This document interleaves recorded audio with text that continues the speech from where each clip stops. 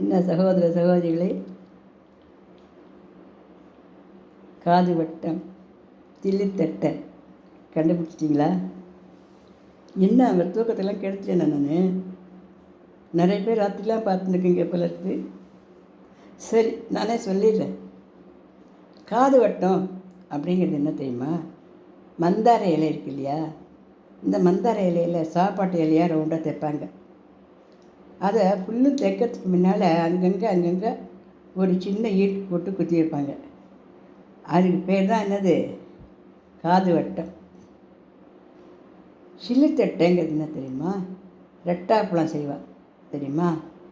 அப்போ குட்டி குட்டியாக 2 உருண்டை உருட்டி அதை குட்டி குட்டி அப்பளம் மாறிட்டு அது ஒன்று மேலே ஒன்று வச்சு பெரிய அப்பளமாக பண்ணுவேன். அது பேர் தான் என்னது? சில்லுத்தட்டை அப்படின்னு பேர். நீங்களாம் முழிச்ச மாதிரி தான் கல்யாணம் புதுசில் என் மாமியாரத்தில் போய் நான் அதுக்கு முழித்தேன், ஆன்சர் தெரியாமல். அப்புறம் எங்கள் வீட்டுக்காரரை கூட்டி என்னதுங்க அது அப்படின்னு கேட்டேன். ஏன் நீ தான் கடைப்பிடிக்கணும் சொன்னார். நான் அந்த விளையாட்டுக்கு வரல, எனக்கு இது என்னென்ன புரியல. எனக்கு தெரியுதுன்னு சொன்னால் நான் கொண்டு கொடுக்கணும், எனக்கு தெரியலன்னு சொன்னால் எல்லோரும் கேலி பண்ணுவாங்க. பண்ணட்டுமே, உங்கள் பொண்டாட்டி எல்லோரும் கேலி பண்ண போகிறாங்க அப்படின்னு சொன்னேன்.